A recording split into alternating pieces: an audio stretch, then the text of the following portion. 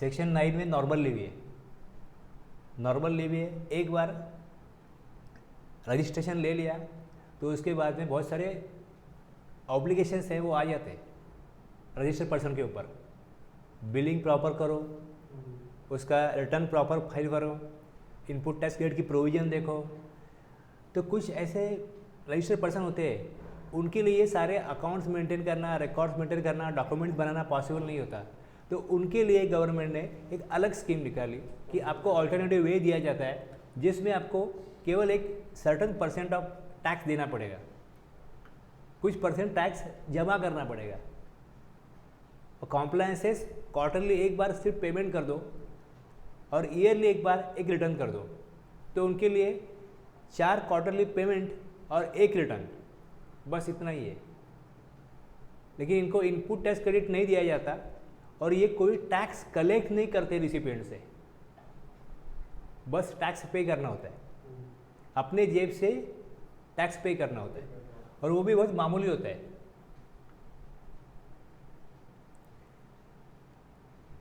अब इसमें सेक्शन 10 है, ये सबके लिए एप्लीकेबल नहीं होता। कुछ कंडीशंस है, रिस्ट्रिक्शंस है।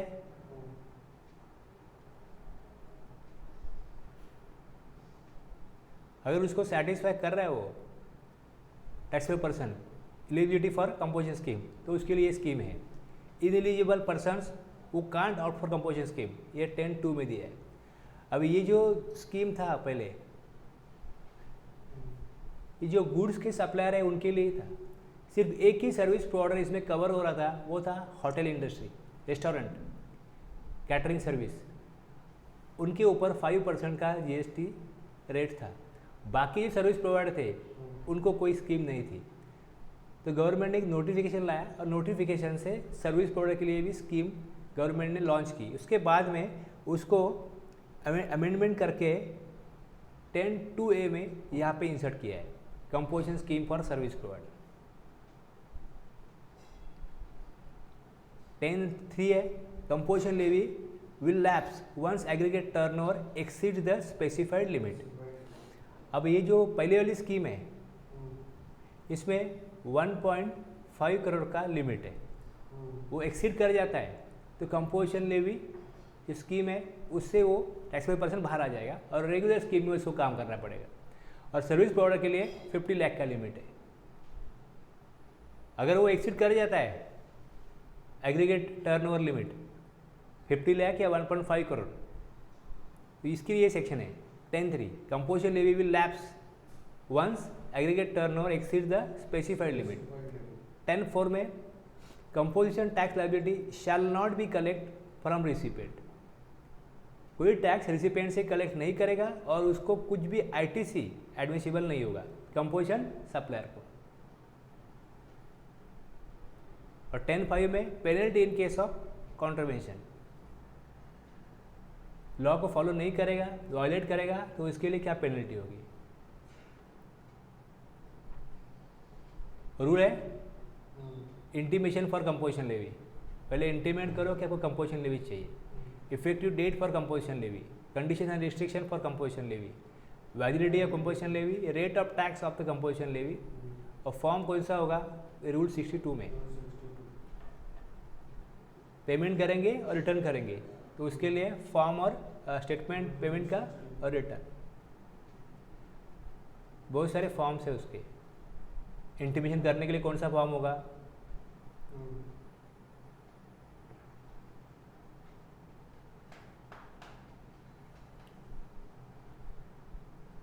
देखिए अभी ये किस तरीके से इसको ड्राफ्ट किया।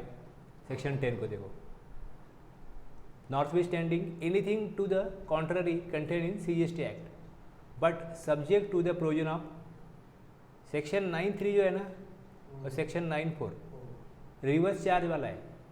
जो रेगुलर में 9(1) और 9(2) हमने देखा जो टैक्स कलेक्ट करते हैं और बाकी जो ऑब्लिगेशंस उसको फॉलो करने पड़ते हैं, ये इसको फॉलो नहीं करने पड़ते। लेकिन 9(3) और 9(4) इसके लिए एप्लीकेबल होगा।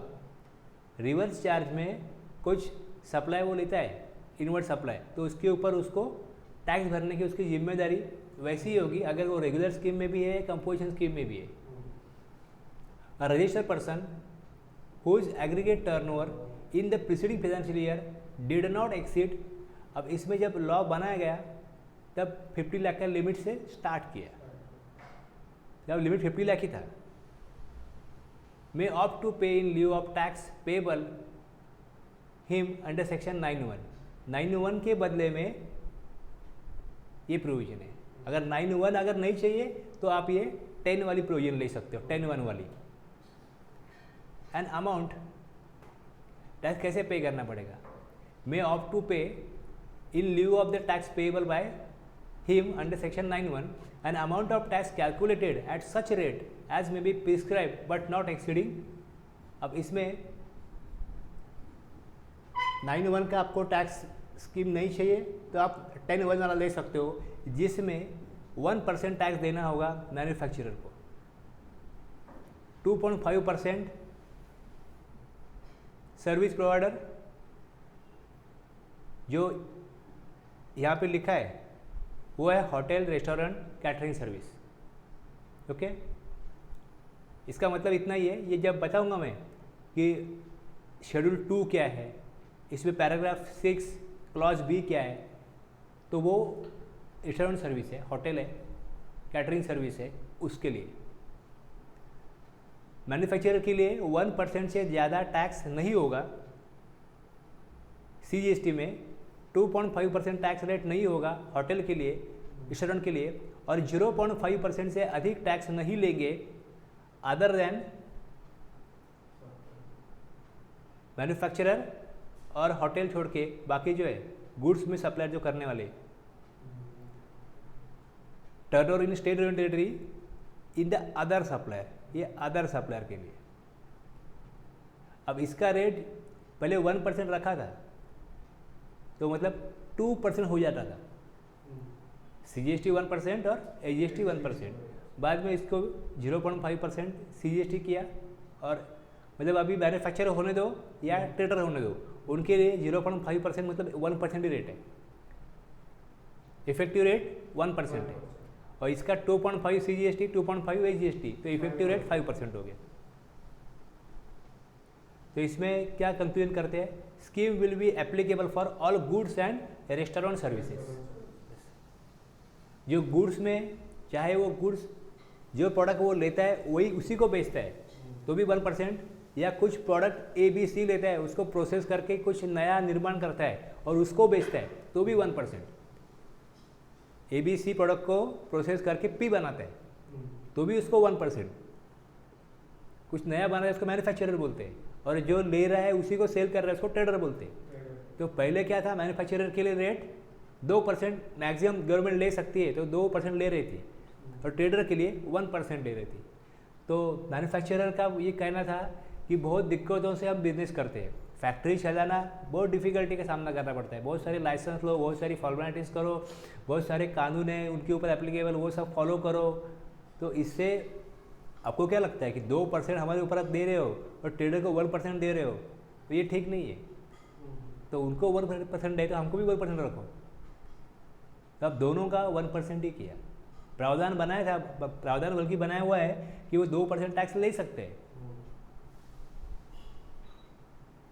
इनपुट टैक्स क्रेडिट नहीं मिलेगा और अपने जेब से भरने पड़ रहा है, तो वो भी कम कर दिया। बहुत ज़्यादा अमाउंट नहीं थी लेकिन गवर्नमेंट को मानना पड़ा, और वो अमाउंट अब दोनों का सेम है, चाहे गुड्स ट्रेडिंग कर रहे हो या गुड्स का मैन्युफैक्चरिंग कर रहे हो। अब इसमें प्रोविजन में क्या लिखा, जो 50 लाख का लिमिट था, provided that the government may by notification increase the said limit of ₹50 lakh to such higher limit not exceeding 1.5 crore. वो इसको एक्सीड कर सकते हो 1.5 करोड़ तक। तो अब लिमिट 1.5 करोड़ का है। ये भी पहले 1.5 करोड़ नहीं था, बाद में लॉ को अमेंड करके उसको 1.5 करोड़ किया।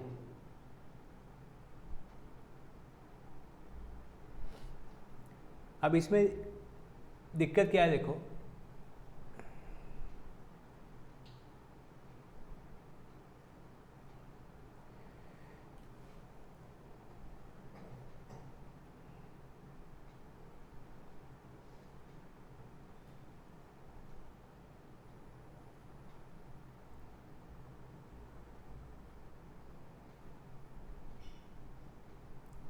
ट्रेडर है या मैन्युफैक्चरर है, वो कुछ तो सर्विस प्रोवाइड करता होगा या सपोज करना चाहता होगा। वो टीवी बेच रहा है या मोबाइल बेच रहा है, तो अगर कुछ टीवी खराब होता है तो रिपेयरिंग करना पड़ेगा। एसी बेच रहा है, एसी रिपेयर करना पड़ेगा। तो ये स्कीम सिर्फ ट्रेडर को थी, सर्विस प्रोवाइडर को नहीं थी। तो इस पर फिर दिक्कत आ रही थी उनको, अगर जैसे ही वो सर्विस प्रोवाइड करने लगेंगे ये स्कीम उनके लिए नहीं होगी, तो एलिजिबल नहीं होते, पात्र नहीं होते उस स्कीम लेने के लिए। तो यहाँ पे लिखा है provided further that a person who opt to pay tax under clause A में क्या देखा हमने, ए में क्या पढ़ा यहाँ पे, ट्रेडर, और क्लॉज बी और क्लॉज सी में सप्लाई सर्विसेज। अब इसमें क्लॉज बी में क्या है, एक्सटर्नल सर्विस है, उसको छोड़ दो तो सर्विस ही है, वो तो सर्विस ही है। लेकिन ए और सी में जो गुड्स का सप्लाई करते हैं of value not exceeding 10% of turn over in the state और union territory in the preceding financial year और ₹5 lakh whichever is higher, वो 5 लाख तक सर्विसेज दे सकते हैं, या जितना टर्नओवर इन स्टेट है उनका। समझो स्टेट में उनका टर्नओवर अभी लिमिट 1.5 करोड़ तक है, सपोज 80 लाख का टर्नओवर है, तो उसका 10% निकालो, कितना हो जाएगा, 8 लाख। तो 8 लाख तक वो सर्विसेज दे सकते हैं, या तो 5 लाख या जो 10% निकलेगा उसमें जो ज़्यादा है उतने अमाउंट तक वो सर्विसेज प्रोवाइड करे, तो गवर्नमेंट को कोई दिक्कत नहीं है, वो एलिजिबल रहेंगे कंपोजिशन स्कीम में। उनका प्राइमरी प्रिंसिपल जो सप्लाई है वो तो गुड्स का ही है, लेकिन उनको सपोर्टिव सर्विसेज देनी पड़ती है, तो वो सर्विसेज 10% तक हो सकती है, उसमें कोई दिक्कत नहीं होगी गवर्नमेंट को।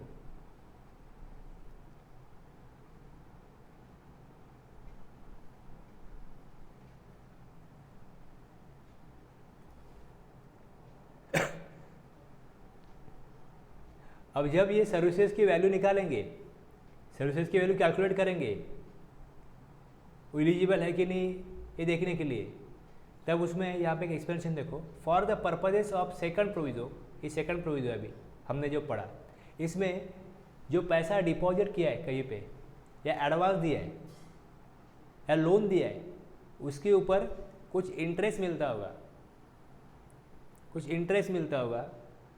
तो ये एग्जाम सप्लाई है। किसी को पैसा देते हैं और एज ए कंसिडरेशन उसमें इंटरेस्ट मिलता है या डिस्काउंट मिलता है, तो वो जो अमाउंट है वो इसमें इंक्लूड नहीं की जाएगी सर्विस के अमाउंट में।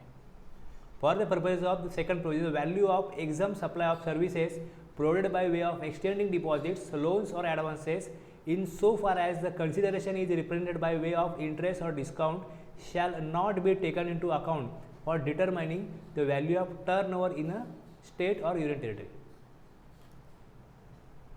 जब टर्नओवर और स्टेट जब निकालोगे सेकंड प्रोविजन के लिए, सर्विस निकालने के लिए, सर्विस कितनी दी, तो इस सर्विस की वैल्यू उसमें ऐड मत करो, कंसिडर मत करो।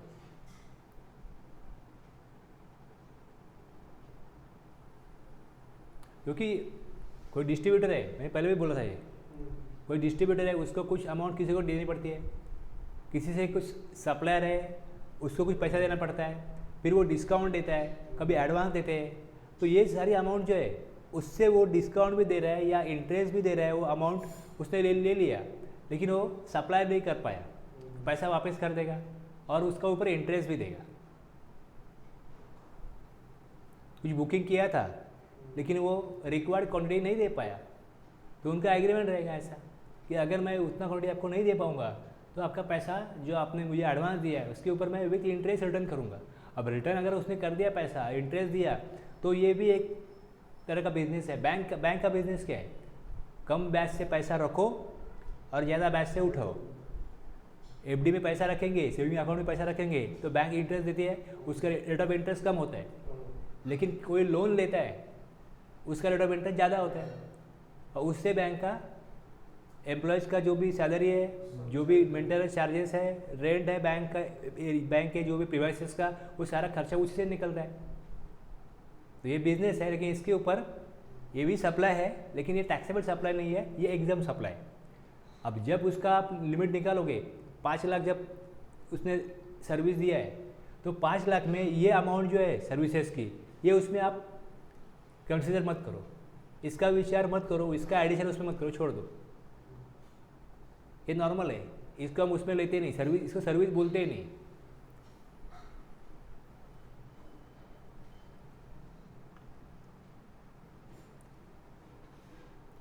कुछ भी प्रोविजन बनाते हैं, कुछ भी लॉ बनाया जाता है तो इसमें सारे स्टेट के लिए वो अगर सूटेबल नहीं है तो कुछ स्टेट बोलते नहीं हमको ये लिमिट है हमारे लिए सूटेबल नहीं है।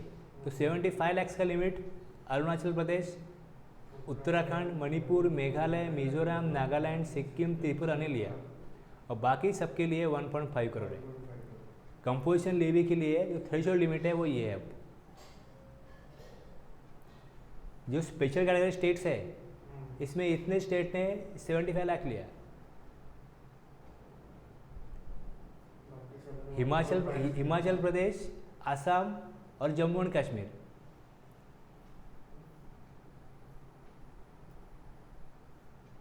वो नहीं है इसमें, बाकी 8 है ना।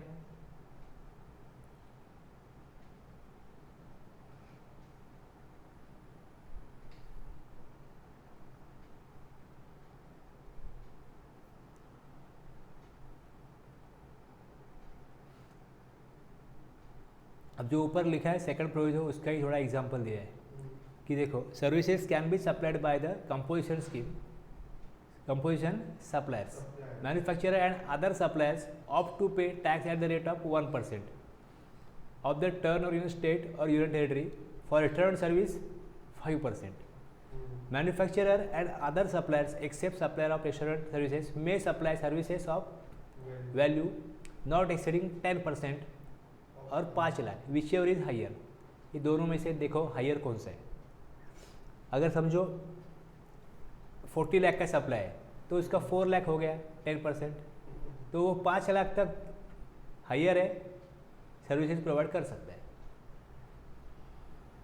तो एग्जाम्पल दिया, Tanish Enterprises is engaged in supply of footwear.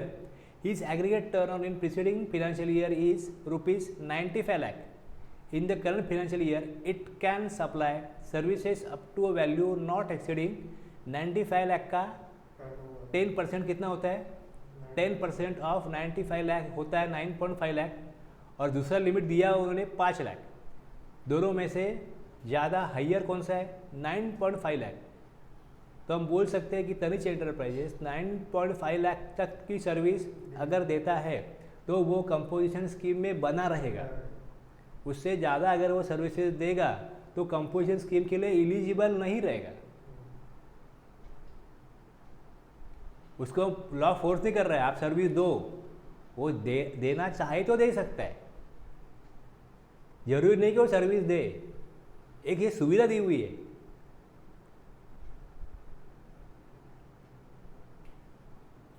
समझ ना किस लिए ये? जो गुड्स का जो भी सप्लायर है उसके लिए ये स्कीम है, लेकिन अगर वो छोटी मोटी सर्विसेज देते हैं तो वो ये स्कीम के लिए एलिजिबल नहीं रहते थे। तो ये प्रोविजन ने उनको प्रोटेक्ट किया कि आप थोड़ा बहुत सर्विस दे सकते हो, जो आपको बिजनेस चलाने के लिए, बिजनेस मेंटेन रखने के लिए देनी पड़ती है, नहीं तो फिर सर्वाइवल नहीं होगा उनका।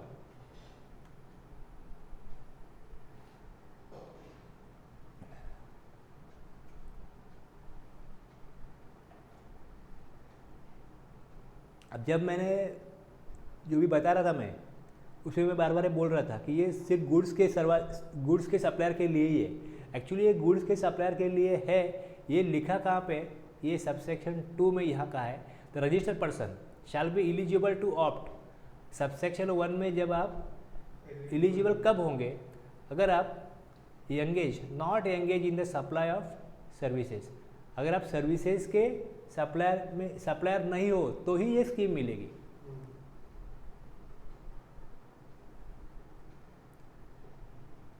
ये यहाँ से condition, he is not engage in making supply of goods और services which are not leviable to tax under CGST act. He is not engage in making any supply of goods और services which are not leviable. अगर ऐसे कोई goods और services है जिसके ऊपर GST में टैक्स लगता ही नहीं, उनके लिए कंपोजिशन स्कीम नहीं है। पेट्रोलियम प्रोडक्ट है, वाइन है, उनके ऊपर जीएसटी लॉ एप्लीकेबल नहीं है, तो उनके लिए कंपोजिशन स्कीम नहीं है। Not leviable to tax under CGST act मतलब ऐसे कोई सप्लाई है, ऐसे कोई गुड्स है, ऐसे कोई सर्विसेज है, ऊपर लिखा है सप्लाई ऑफ गुड्स और सर्विसेज। ऐसा कोई पर्सन है, ही is not engage in making, उसके अलावा जो भी जिसके ऊपर जीएसटी लगता है उसी के लिए कंपोजिशन स्कीम है। दूसरा इसकी रिस्ट्रिक्शन है, इंटरस्टेट आउटवर्ड सप्लाई नहीं कर सकते, इंटरस्टेट आउटवर्ड सप्लाई नहीं कर सकते। He is not engage in making any supply of goods और services through e commerce operator, service नहीं दे सकते, सॉरी अपना सप्लाई ऑफ गुड्स और सर्विसेज नहीं दे सकते। दूसरा, कुछ मैन्युफैक्चरर्स है जिनको गवर्नमेंट ये स्कीम नहीं देना चाहती। He is not a manufacturer of such goods as may be notified by the government on the recommendation of the council. Government notification निकालेगी और कुछ ऐसे प्रोडक्ट है अगर उसका मैन्युफैक्चरर है तो उनके लिए ये स्कीम एप्लीकेबल नहीं होगी। और कैजुअल टैक्सेबल पर्सन और नॉन रेसिडेंट टैक्सेबल पर्सन के लिए भी कंपोजिशन स्कीम नहीं होगी। ये तो हो गया। अब कोई सप्लायर है, उसका 2 स्टेट में बिजनेस है या मोर देन 1 स्टेट में बिजनेस है, 2, 3, 4, 5, 6 स्टेट में बिजनेस है, तो ऑल इंडिया बेसिस पे उसका एग्रीगेट टर्नओवर जब तक 1.5 करोड़ एक्सीड नहीं होता तब तक वो कंपोजिशन स्कीम ले सकता है। अब कंपोजिशन स्कीम वो लेगा, अगर वो चाहेगा कि एक स्टेट में मैं रेगुलर स्कीम लूँ, एक स्टेट में कंपोजिशन स्कीम लूँ, तो क्या ऐसा हो सकता है? ऐसा होना चाहिए।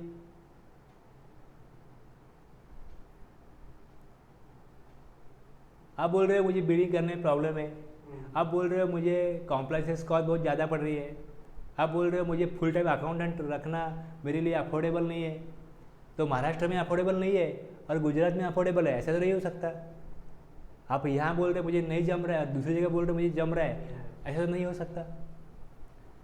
Provided that where more than 1 registered person are having the same permanent account number, issue the Income Tax Act 1961, the registered person shall not be eligible to opt for the scheme under subsection 1 unless all such registered person opt to pay tax under that subsection। सारे business को उसी subsection में registration लेना पड़ेगा, either 9(1) में लो या 10(1) में लो। 9(1) में रेगुलर स्कीम है, 10(1) में कंपोजिशन स्कीम है।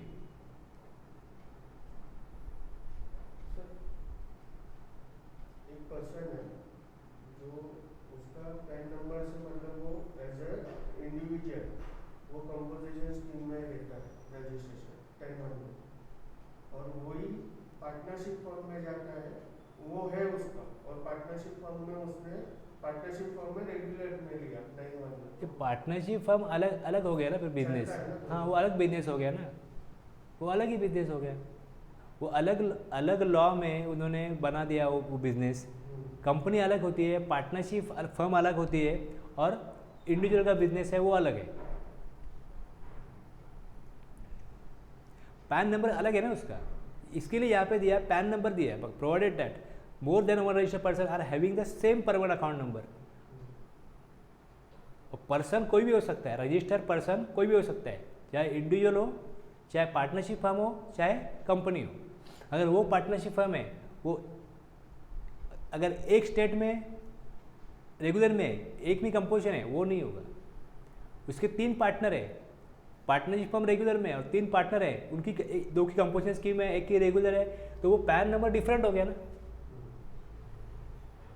वर्डिंग में स्पेसिफिकली लिखा है कि पैन नंबर क्या है, वो देखो आपका नंबर पैन में से,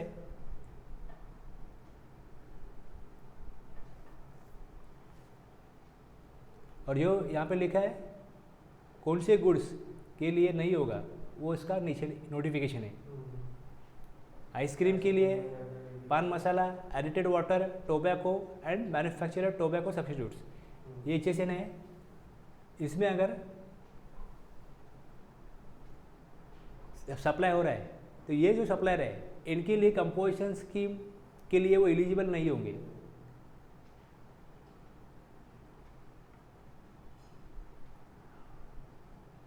मैन्युफैक्चरर टोबैको है, मैन्युफैक्चरर टोबैको। अब यहाँ पे देखो manufacturer of notified goods, therefore a person who is trading in such goods will still be allowed to opt for composition scheme. Note that the restriction is only for so an ice cream store owner near you may opt for composition scheme as he is not engaged in the manufacture of ice cream but is just selling it। जो specifically mention है यहाँ पे कि ही is not a manufacturer of such goods, उस goods के manufacturer होंगे तो वो एलिजिबल नहीं होंगे कंपोजिशन स्कीम के लिए, लेकिन ट्रेडर के लिए ये रिस्ट्रिक्शन एप्लीकेबल नहीं होता, तो इसके लिए वो नोट लिखा है।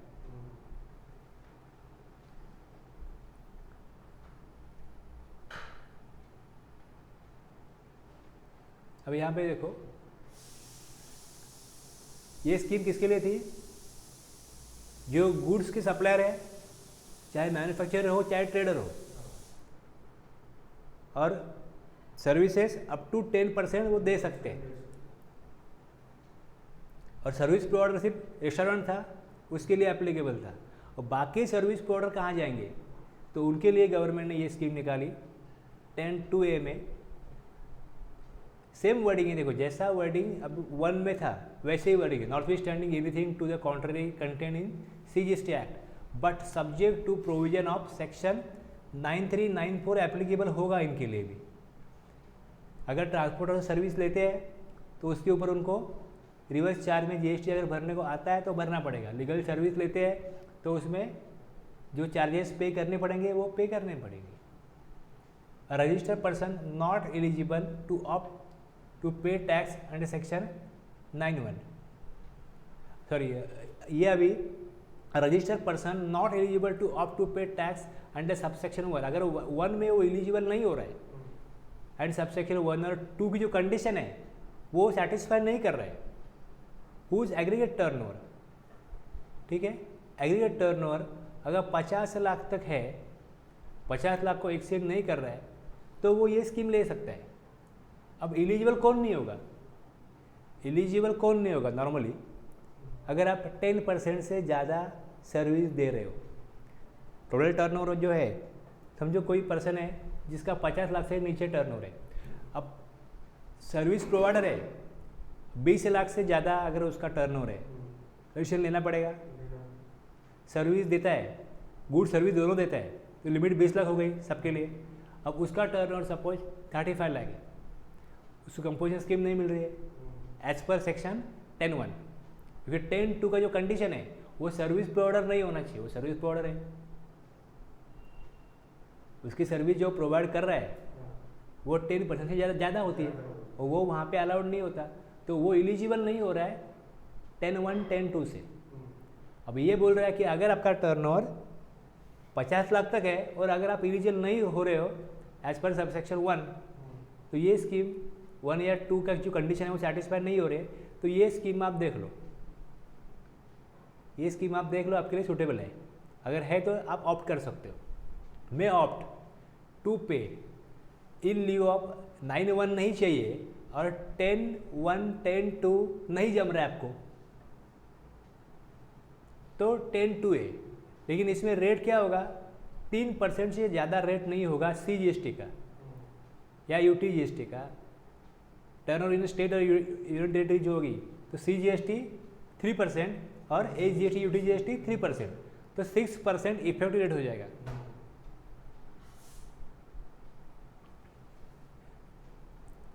अब इसमें देखो क्या, इसमें क्या किया, वहाँ पे जो 1 था और 2 था दोनों को कंबाइन किया है। यहाँ पे देखो कैसे है,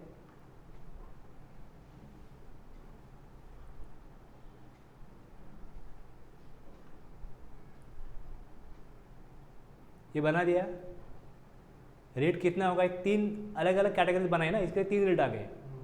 ये 1 में डाल दिया और फिर 2 में कंडीशन दे दी। यहाँ पे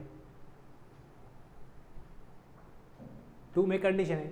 अब यहाँ पे देखो कैसा है, 2A में पहले रेट दे दिया, रेट ज़्यादा नहीं होगा 3% से। स्कीम किसके लिए होगी, जो 9(1) जिनको नहीं चाहिए और जो 10(1), 10(2) में एलिजिबल नहीं हो रहे, उनके लिए अगर उनका टर्नओवर एक्सीड नहीं कर रहा है 50 लाख को, तो ये स्कीमें ले सकते हैं वो, और उसका रेट 3% होगा।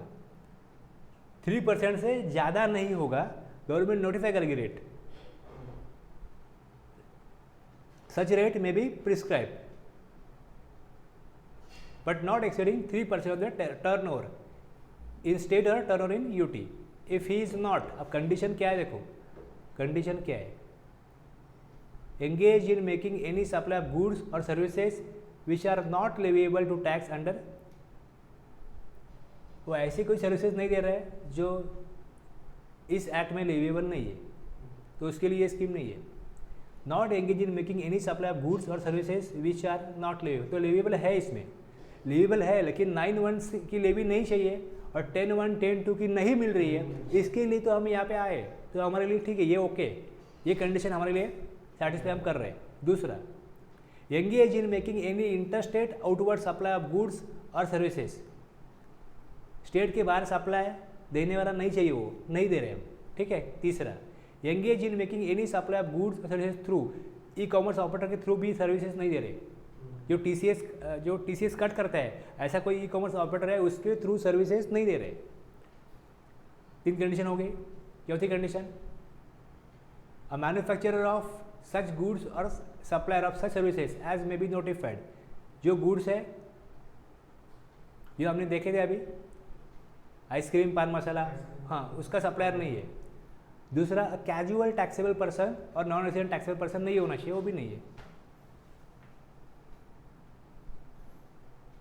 प्रोवाइडेड डैट, ये भी कंडीशन वही है कि सारे बिजनेस के लिए एक ही स्कीम होनी चाहिए। Provided that where more than 1 registered person are having same permanent account number issued under the income tax act 1961, registered person shall not be eligible to opt for the scheme under this subsection unless all such registered person opt to pay. अब यहाँ पे क्या लिखा है, shall not be eligible for the scheme under this subsection unless all such registered person opt to pay tax under this subsection. One scheme for all registered person, ये बोलते हैं।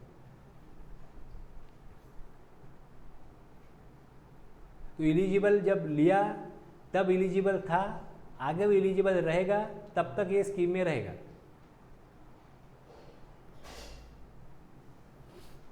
अब आगे देखो, ये 3, 4, 5 दोनों के लिए 10(1), 2 और 10(2)(a।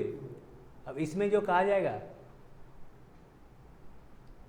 The option availed bye tax registered person under subsection 1 और सबसेक्शन 2A। 1 में जो लिमिट दिया है वो 1.5 करोड़ का है, और 2A में सर्विस प्रोवाइडर के लिए या सर्विस और गुड दोनों के सप्लायर जो है उनके लिए वो स्कीम है। As the case may be shall lapse with effect from the day on which his aggregate turnover during a financial year exceeds the limit specified। 1 में सबसेक्शन 1 में 1.5 करोड़ और सबसेक्शन 2A में 50 लाख, ये अगर वो लिमिट एक्सीड कर जाता है, उस दिन से वो कंपोजिशन स्कीम से निकल जाएगा, वो स्कीम लैप्स हो जाएगी।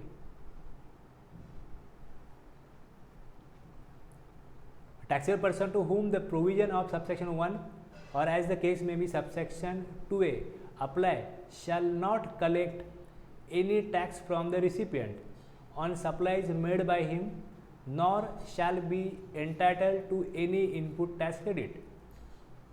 जो कंपोजिशन स्कीम में रजिस्ट्रेशन लेते हैं उनको कोई टैक्स कलेक्ट करने का कोई राइट, अधिकार, रिस्पॉन्सिबिलिटी, ऑब्लिगेशन कुछ भी नहीं है, और ना ही वो इनपुट टैक्स क्रेडिट क्लेम कर सकते हैं।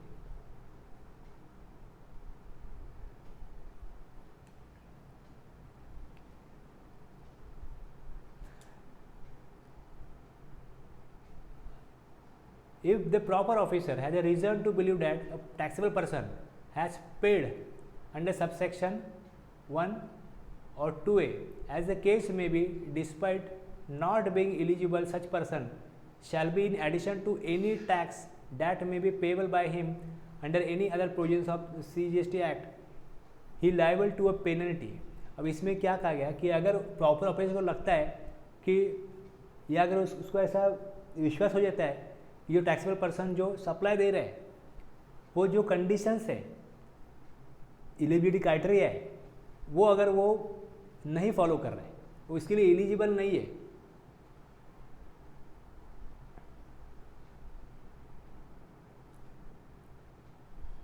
such person shall, in addition, the case may be, despite not being eligible, such person shall, in addition to any tax that may be payable by him under any other provision of CGST Act, he liable to penalty and provisions of section 73 demand and recovery, ऐसा section है demand and recovery.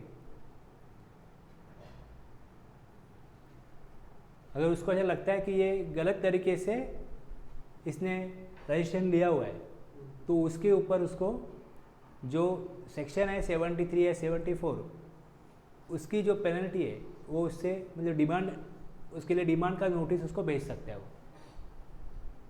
तो 73 और 74 दो section है। एक ऐसा है 73 कि वो गलती से उसमें वो कर रहा है, कंपोजिशन स्कीम में वो एलिजिबल नहीं है, उसको मालूम नहीं है, लेकिन पर्पजली नहीं कर रहा है वो। या दूसरा ऐसा है 74 जिसमें वो जानते हुए जानबूझ के सोच समझ के साजिश कर रहा है कि अपने को इसमें टैक्स देना है, वो एलिजिबल नहीं है फिर भी वो ले रहे हैं। तो 73 और 74 ये दो सेक्शन आते हैं।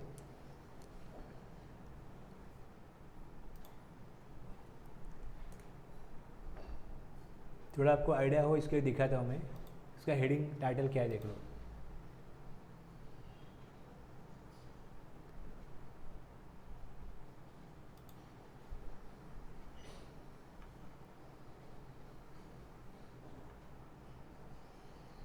Demands and recovery, chapter 15, determination of tax not paid और शॉर्ट पेड और erroneously refunded or input tax credit wrongly availed or utilized for any reason other than, इसमें फ्रॉड नहीं है और एनी विलफुल मिसस्टेटमेंट और suppression of fact नहीं है। और 74 में वर्डिंग वही है, अवेल्ड और utilise by reason of fraud, any wilful misstatement और सप्रेशन ऑफ फैक्ट, जानबूझ के सच्चाई छुपाई, गलत इन्फॉर्मेशन गवर्नमेंट को दी, रिटर्न में गलत जानकारी दी और गलत टैक्स भरा, फ्रॉड किया। तो 74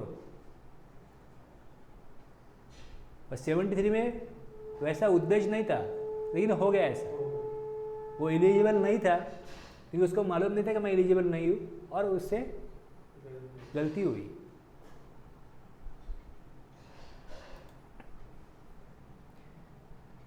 ये गवर्नमेंट को पता कब चलता है?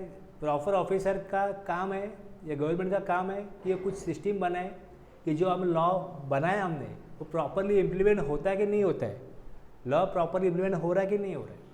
तो कुछ वो सर्वे करते होंगे, कुछ इंस्पेक्शन करते होंगे, उससे उनको मालूम पड़ता है कि कुछ लोग एलिजिबल नहीं है फिर भी ये बिजनेस ये स्कीम में उन्होंने ये स्कीम ऑप्ट की हुई है, तो उससे उसको पता चलता है। तो फिर उसके लिए वो आइदर 73 और 74 जैसे वो इंस्पेक्शन करेगा या कुछ विजिट देगा, उसको पूछेगा, रिकॉर्ड देखेगा, जो उसका अधिकार है उससे उसको मालूम पड़ता है कि ये जानबूझ के ऐसा कर रहे हैं, इनको मालूम है कि एलिजिबल नहीं है, तो 74 का नोटिस देगा। या फिर गलती से हुआ तो 73 में नोटिस देगा।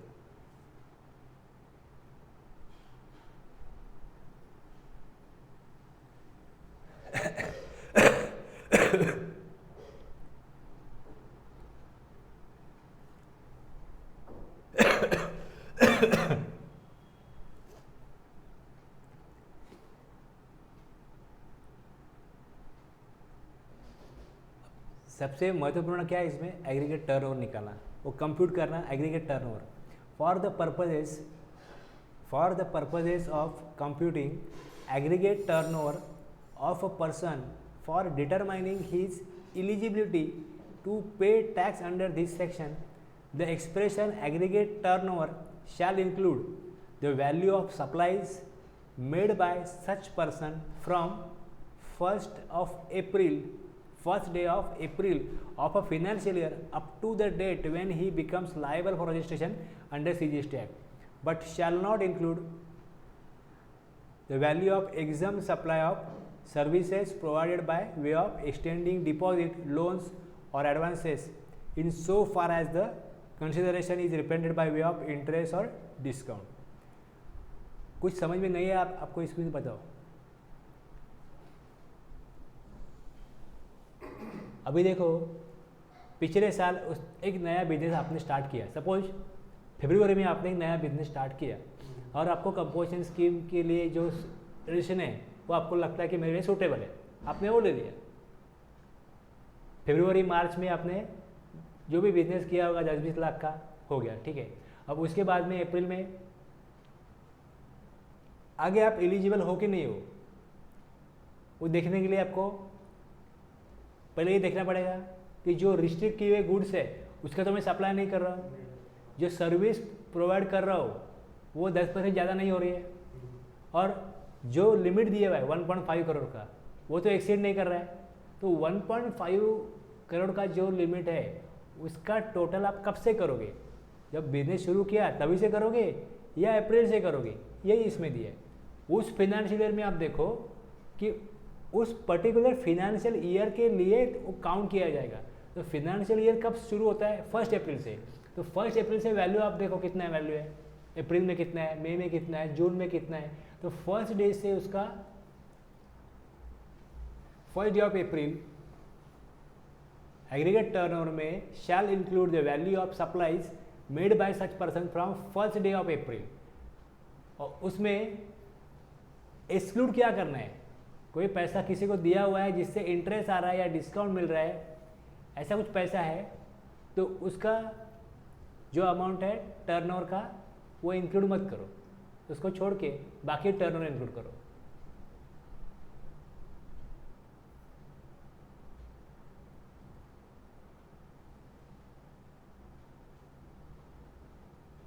ये क्लियर हो गया?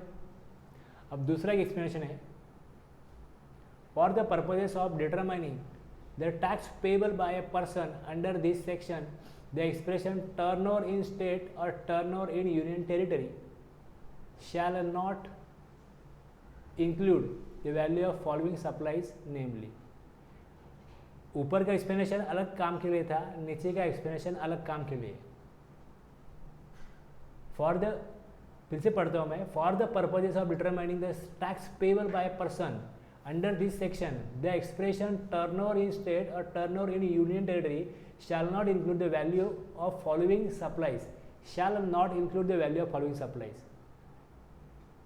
जब 1 अप्रैल से टोटल निकालना चालू किया, supplies from the 1st April of day of financial year up to the date when such person becomes liable for registration under CGST Act।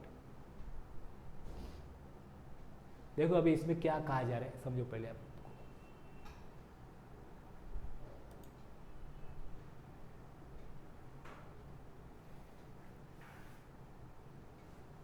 इसे मैंने पहले एग्जांपल दिया था कि आपने फरवरी में बिजनेस स्टार्ट किया, पहले से ही आपको नंबर लेना है, आपका फिक्स है। आपने रजिस्ट्रेशन ले लिया, वॉलंटरी रजिस्ट्रेशन ले लिया। अब किसी ने रजिस्ट्रेशन लिया लेकिन वॉलंटरीली नहीं लिया वॉलंटरीली, समझो आपने बिजनेस शुरू किया, नंबर नहीं लिया, अप्रैल में आ गए। अब अप्रैल में आ गए, अप्रैल में आपका बिजनेस हुआ,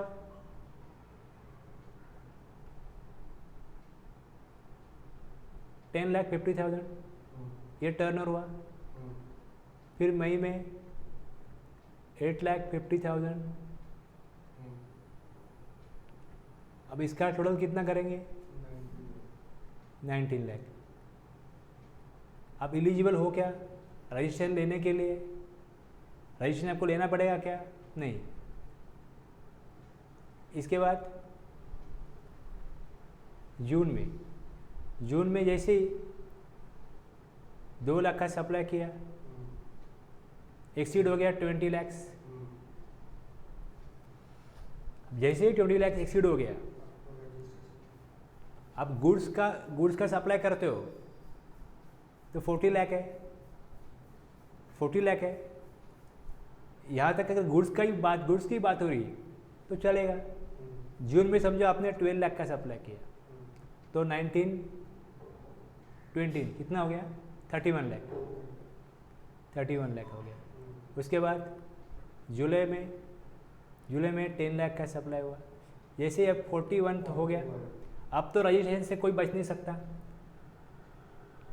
अब रजिस्ट्रेशन जब वो लेगा 41 लाख का, तो क्या वो ये 41 लाख पे टैक्स पे करेगा क्या? कंपोजिशन स्कीम में अगर वो ऑप्ट कर रहा है कंपोजिशन स्कीम, तो उसका कंपोजिशन स्कीम में 1% टैक्स रेट है। तो टैक्स पे करने के लिए ये 41,000 का विचार किया जाना चाहिए, 41 लाख का विचार किया जाना चाहिए कि नहीं जाना चाहिए? देखो अभी मैं क्या बता रहा हूँ। समझो आप रेगुलर स्कीम में हो, आपने 40 लाख का एग्रीगेट लिमिट एक्सीड कर दिया, तो अभी क्या करना पड़ेगा? रजिस्ट्रेशन लेना पड़ेगा, ये तो आप मानते हो।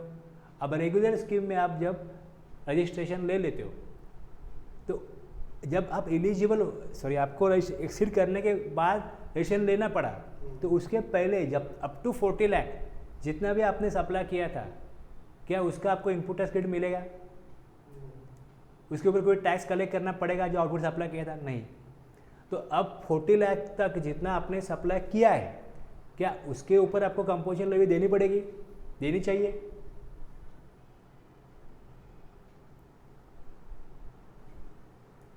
$40 लाख का सप्लाई किया है, कितना? अप्रैल में, जून, जुलाई जो भी महीने गए उसमें किया। अब 40 लाख एक्सीड करने के बाद रजिस्ट्रेशन लेना पड़ता है ना। तो आज से रजिस्ट्रेशन लिया मैंने, 40 लाख जब एक्सीड हुआ तो रजिस्ट्रेशन लिया, 40 लाख के ऊपर का 1 रुपये भी होगा ना, उसके ऊपर टैक्स ले लो। लेकिन 4-6 महीने में जो 40 लाख तक का टर्नओवर हुआ, उस पर टैक्स देना जरूरी है क्या, या ठीक है क्या?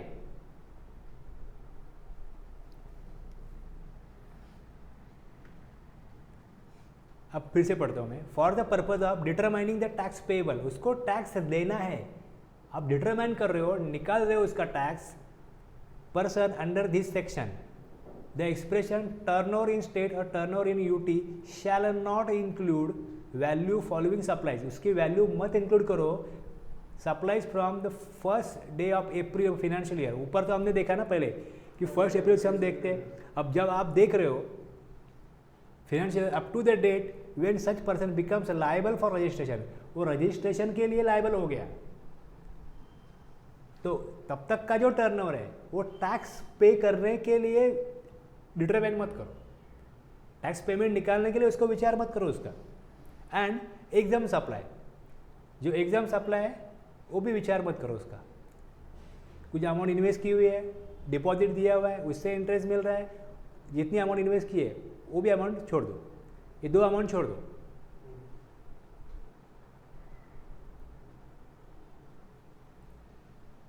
अब देखो एग्जाम्पल और क्लियर हो जाएगा,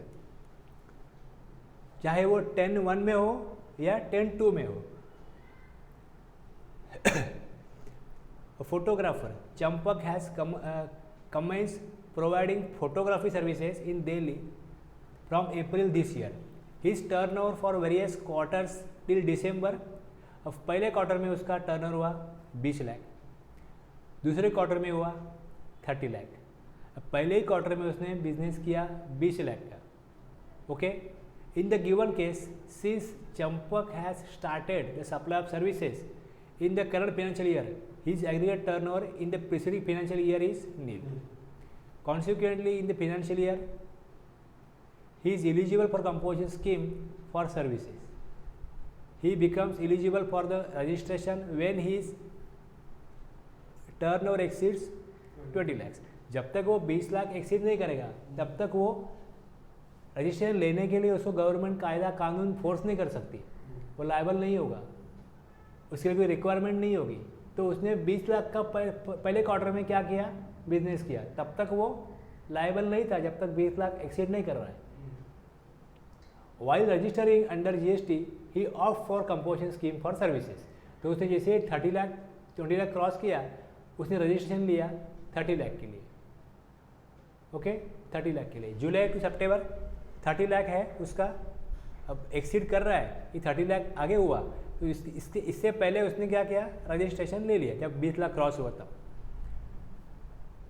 While registering under GST, he opt for composition scheme for services for determining his turnover of the state or payment of tax under composition scheme for services. Turnover of April, May, June quarter 20 lakhs shall be excluded as a value of supplies from the first day of April of a financial year up to the date when such person becomes liable for registration under this act are to be excluded for this purpose। तो ये tax निकालने के लिए 20 लाख को छोड़ दो, आगे उसने 30 लाख का टर्नओवर किया, 30 लाख के ऊपर वो टैक्स देगा दूसरे क्वार्टर में।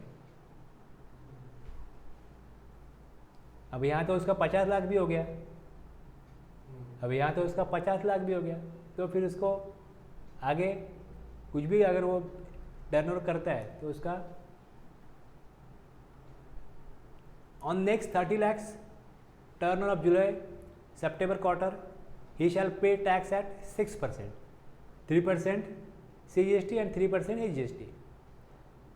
ओके, मतलब कितना हो जाएगा amount, 90,000 CGST, 90,000 HGST।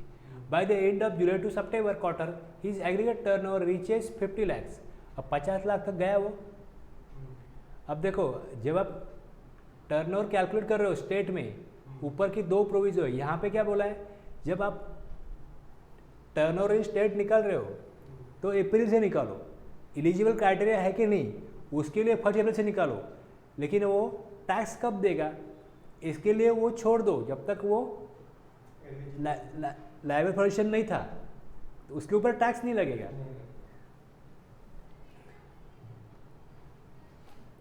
By the end of July September quarter his aggregate turnover exceeds 50 lakh. Consequently, his option to avail composition scheme for services shall lapse by the end of July September। lapse हो गया, अभी 50 लाख उसका exceed कर गया, and therefore he is required to pay tax at the normal rate 18%। Normal rate है वो देना पड़ेगा उसको। हाँ, thus the tax payable for October to December quarter is 20 lakhs into 18%, that is 3,60,000।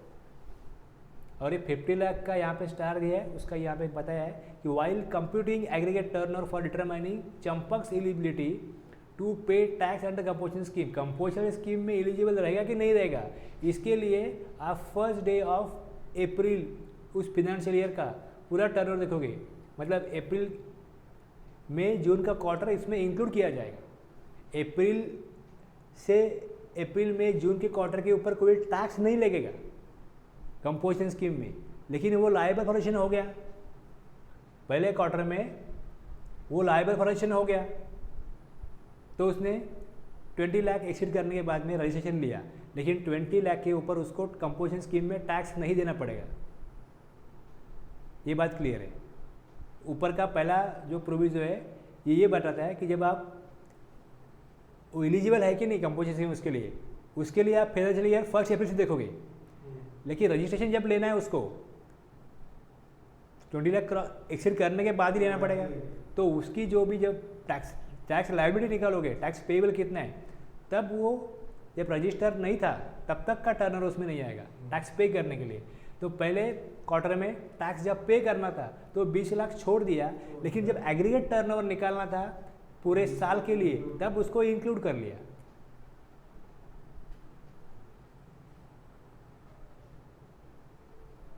Clear है?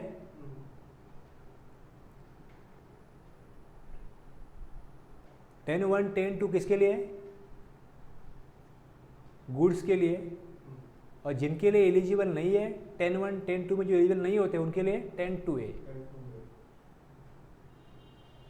अब ये दोनों का कंपैरिजन दिया है। Who are not eligible to opt for composition scheme 10 2 and 2 10 registered person who is not eligible for composition scheme for goods, registered person who is not eligible for composition scheme for services।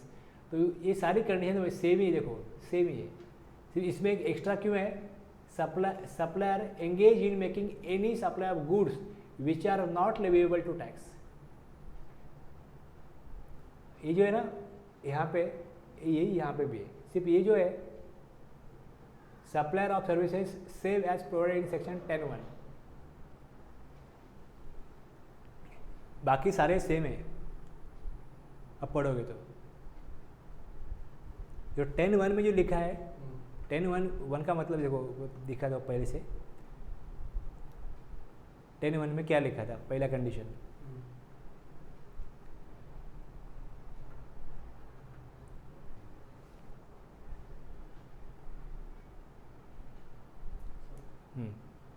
He is not engage in supply of services, वो service का supplier नहीं है तो ही ये scheme दी जाएगी। बाकी जो B C D E F condition है वो सेम ही है दोनों के लिए।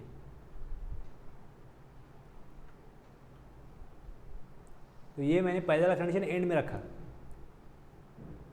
अगर वो सर्विस प्रोवाइडर नहीं है तो ही ये स्कीम मिलेगा गुड्स वाला। और दोनों अगर ये एलिजिबल नहीं होता, इसमें अगर वो नहीं फिट हो रहा है उसको, तो फिर ये ले सकता है। लेकिन इसमें कंडीशन 1.5 करोड़ नहीं है, 50 लाख है। तो सर्विस प्रोवाइडर है लेकिन उसमें वो गुड्स का भी डील कर सकता है, दोनों कर सकते हैं।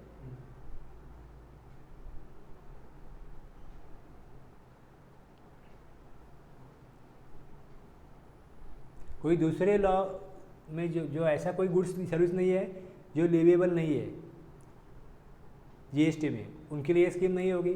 दूसरा, कोई इंटरस्टेट सप्लाई नहीं कर सकते। तीसरा, ई कॉमर्स ऑपरेटर थ्रू सर्विस नहीं दे सकते। मैन्युफैक्चरर नहीं होना चाहिए बस, और कैजुअल टैक्सेबल पर्सन और नहीं होना चाहिए, बस सेम ही है। मैं इस तरीके से क्यों प्रेजेंट करता हूँ, मुझे क्या समझ में आ गया, मैंने क्या समझा, मैंने इतना पढ़ा, इतना हमने सोचा, उसके ऊपर बातें की, तो उसमें से क्या निचोड़े, तो ये निचोड़े, दोनों सेम ही है। तो याद रखने के लिए आपको कुछ इस तरीके से टेक्निक बनानी पड़ेगी कि क्या था 10(1), इसे मैंने बताया आपको। जैसे मैंने एनालिसिस किया तो जब बना रहे थे तो 10(1) में उन्होंने रेट लिखा, लिमिट लिखा और कंडीशंस 10(2) में डाल दी। दो है ना सेक्शन। लेकिन जब सर्विस के लिए जब उन्होंने लॉ को अमेंड किया, तब दोनों सेक्शंस, जो लिमिट लिखा और रेट लिखा और कंडीशंस उसी में डाल दी, उस सेक्शन में 10(2)A में। ऐसे ही है ना। आप समझ तो गए हो, आपको याद रखने के लिए भी मैं फिर से बता रहा हूँ। ये यहाँ पे किस तरीके से किया, 10(1) है, लिमिट दिया 50 लाख का, नीचे आगे प्रोविजन लिखा है कि 50 लाख का लिमिट गवर्नमेंट 1.5 करोड़ तक लेके जा सकती है, नोटिफाई करेगी। वो नोटिफाई किया, और रेट किसके लिए क्या होगा, 3 कैटेगरीज के लिए रेट होगा। कंडीशंस कहाँ पे है, तो कंडीशंस नीचे है दूसरे सेक्शन में 2 में, और बाकी यहाँ पे प्रोविजन लिखे 50 लाख का 1.5 करोड़ करेंगे। सर्विस प्रोवाइडर 10% या 5 लाख की जो गुड्स का प्रोवाइडर है वो सर्विस कुछ दे सकता है, हाँ वो यहाँ पे। और एक्सप्लेनेशन क्या इंक्लूड मत करो, जो इंटरेस्ट ले रहा है उसकी अमाउंट इसमें छोड़ दो।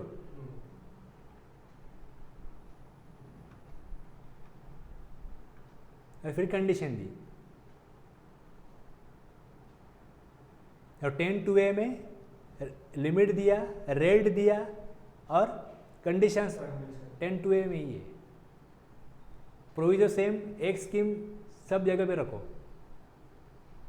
बाकी 3, 4, 5 दोनों के लिए कि अगर लिमिट जो दिया हुआ है एक्सीड कर जाएगा तो स्कीम लैप्स हो जाएगी। दूसरा,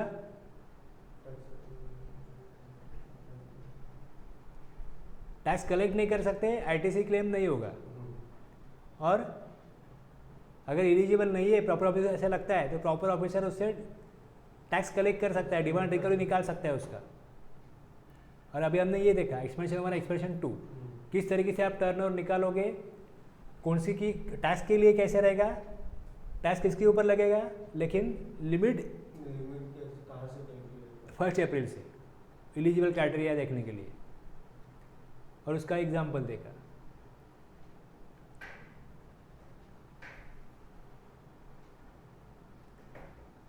कंपोजिशन सप्लायर स्टेट के बाहर सप्लाई कर नहीं सकता, लेकिन सप्लाई ले सकता है। There is no restriction on composition supplier to receive interstate inward supplies of goods और सर्विसेज। सप्लाई ले सकते हैं, ले सकता है पर दे नहीं सकता। परचेज कर सकता है, सेल नहीं कर सकता।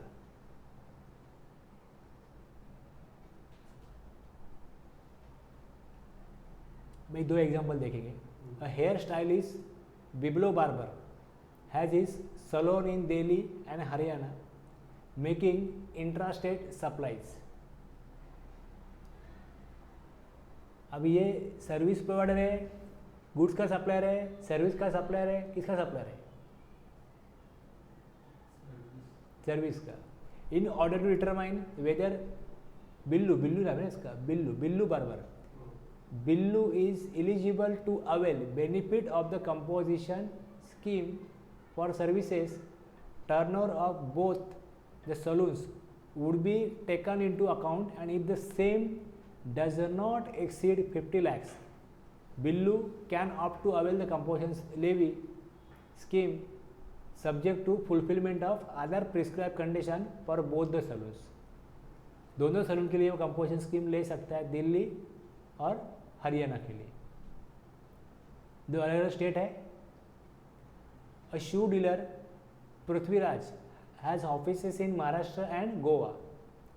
He makes intrastate supply of goods from both these offices.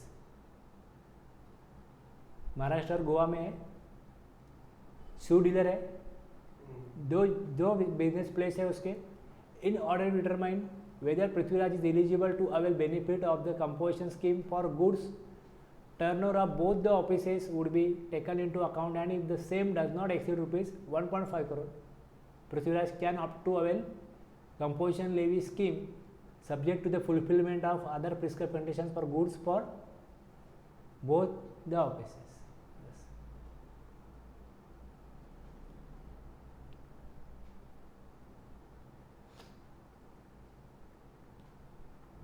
आप जब थ्रेशोल्ड लिमिट निकालोगे तो आपके लिए 3 लिमिट है। एक 1.5 करोड़ का, 75 लाख का कुछ स्टेट के लिए, और सर्विस प्रोवाइडर के लिए 20 लाख का। सर्विस के लिए 50 लाख है ना, सॉरी 20 बोला मैंने, 1.5 करोड़, 75 लाख और 50 lakh. Includes value of all outward supplies, include values of all outward supplies, taxable supplies, exam supplies, export, interstate supplies. Same pan में जितना है वो इंक्लूड करो। Value of supplies also include value of supplies made bye tax registered person from 1 अप्रैल। जैसे हमने example पहले देखा कि अप्रैल के क्वार्टर में उसका 20 लाख ही था, आगे उसने रजिस्ट्रेशन लिया और फिर आगे उसने टैक्स पे करना चालू किया, लेकिन जब वो एलिजिबल है कि नहीं ये देखने के लिए आपको पूरा 1 अप्रैल से टैक्सेबल सप्लाई, एग्जाम सप्लाई, जो मटेरियल वो सप्लाई कर रहा है वो टैक्सेबल प्रोडक्ट है कि नहीं, एग्जाम है कि नहीं, एक्सपोर्ट, ये सारी चीज़। अब यहाँ पे देखो वो इंटरनेट सप्लाई नहीं कर सकता, वो इंटरनेट सप्लाई नहीं कर सकता। टैक्सेबल सप्लाई है उसके पास, कुछ मटेरियल के ऊपर नोटिफाई किया हुआ है टैक्स रेट, टैक्सेबल सप्लाई होगा। कुछ प्रोडक्ट एग्जाम्प्ट है, एग्जाम सप्लाई होगा। तो राज्य के बाहर तो सप्लाई कर नहीं सकता, इंटरस्टेट नहीं होगा, एक्सपोर्ट नहीं होगा, वो तो उसको अलाउड ही नहीं है, तो ये अमाउंट होगी नहीं। ठीक है, जब ये लिमिट आप चेक करते हो अमाउंट, तो ये सप्लाई होगा नहीं। जो अपना डेफिनेशन है एग्रीगेट टर्नओवर का, उसमें ये चीज़ नहीं आएगी, एक्सपोर्ट वाली और इंटरनेट सप्लाईज की। और 1 अप्रैल से टोटल निकालो।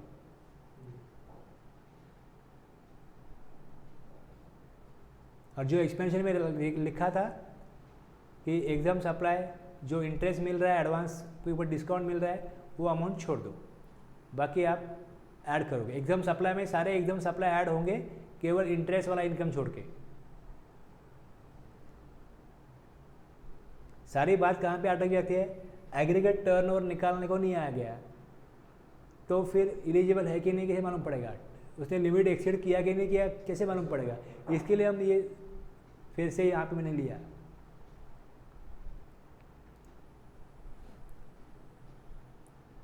$75 लाख ये स्टेट के लिए याद रखो, बाकी स्टेट के लिए 1.5 करोड़ है। अभी ये रेट है, ये रेट है 0.5% जो रेट है, थोड़ा मैं क्लियर करता हूँ। देखो subsection 1 and 2 of section 10, manufacturer other than manufacturer of such goods, ice cream, pan masala, tobacco, aerated water का सप्लायर नहीं होना चाहिए, तो उसके लिए rate 0.5% of turnover in the state और यूनियन टेरिटरी 0.5%।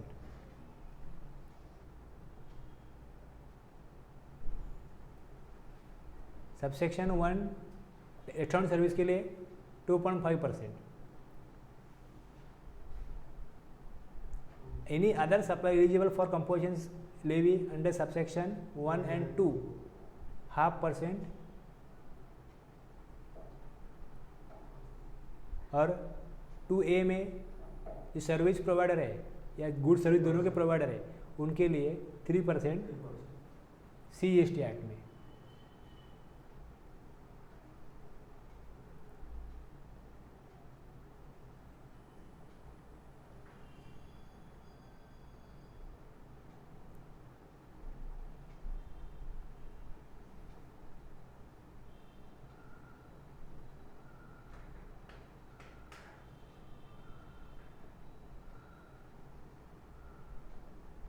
अभी यहाँ पे देखो एक थोड़ा एक small,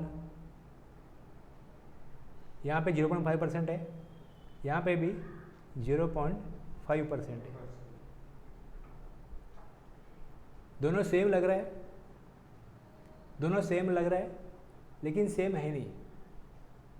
0.5% of the turnover in the state और यूनियन टेरिटरी, ये लिखा है 0.5% of turnover of taxable supplies of goods and services in the state और यूनियन टेरिटरी। यहाँ पे टैक्सेबल सप्लाई ही लिखा है, टैक्सेबल सप्लाई लिखा है। मैन्युफैक्चरर अगर कुछ गुड्स ले रहा है तो उसमें जो आउटवर्ड सप्लाई दे रहा है, हो सकता है कुछ प्रोडक्ट हो उनके ऊपर गवर्नमेंट टैक्स कलेक्ट ही नहीं करती, एकदम सप्लाई, कुछ टैक्सेबल सप्लाई, तो उनके लिए सारा सप्लाई जो है उसके ऊपर 1% टैक्स देना है। लेकिन ट्रेडर को वैसे नहीं है, जो ऐसी चीज़ इसके ऊपर टैक्स आना ही नहीं था, रेगुलर स्कीम में होता तो उसको छोड़ दो। जो उसने टैक्सेबल सप्लाई किया है केवल उसके ऊपर ही 1% देना है। तो टैक्सेबल देने से वर्डिंग चेंज हो गया, मीनिंग चेंज हो गया उसका। टैक्सेबल सप्लाईज ऑफ गुड्स, उसको टैक्स कलेक्ट नहीं करना है, ये बात तो बराबर है, लेकिन वो टैक्सेबल प्रोडक्ट नहीं है, वो टैक्सेबल प्रोडक्ट नहीं है, तो उसके ऊपर वो टैक्स कलेक्ट, वो टैक्स जब पे करेगा तब वो टोटल निकलेगा कि मैंने समझो 20 लाख का सप्लाई दिया, समझो मैंने 2 लाख का सप्लाई किया जिसके ऊपर मुझे टैक्स देना है, तो 2 लाख में 1.5 लाख का ऐसा सप्लाई था जो टैक्सेबल था, 50,000 ऐसा था जो एग्जाम था, जिसे टैक्सेबल दिया, टैक्सेबल गुड्स, ये टैक्सेबल 1.5 लाख ही थे, तो 1.5 लाख के ऊपर ही उसको 1% टैक्स देना है। इफेक्टिव रेट 0.5% है, तो 0.5% उसको CGST सिर्फ वो जितना अमाउंट टैक्सेबल सप्लाई का है उसके ऊपर ही देना है। छोटे छोटे पॉइंट रहते हैं वो देखने पड़ते हैं, नहीं तो फिर आप क्या होता है अपना कन्फ्यूजन हो जाता है।